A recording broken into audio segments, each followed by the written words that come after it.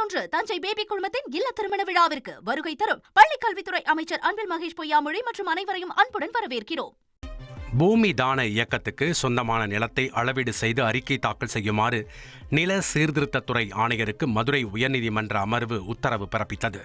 தேனி மாவட்டம் ஆண்டிப்பட்டியைச் சேர்ந்த கோவிந்தராஜ் உயர்நீதிமன்ற மதுரை அமர்வில் தாக்கல் செய்த மனுவில் தமிழக பூமி தான இயக்கத்திற்கு சொந்தமான நிலத்தில் சட்டவிரோதமாக ராஜா என்பவர் நுழைந்து மரங்களை வெட்டி விற்பனை செய்வதாக கூறியிருந்தார்.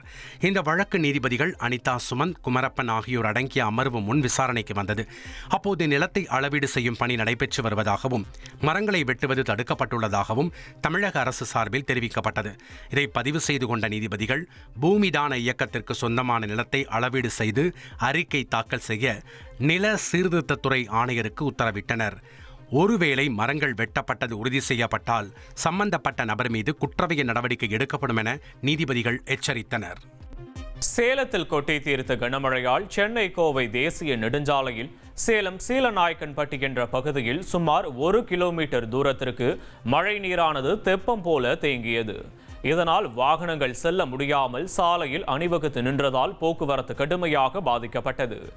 பல வாகனங்களுக்குள் மழைநீர் புகுந்து பழுதாகி நின்றதால் பொதுமக்கள் வாகனங்களை தள்ளி சென்றனர்.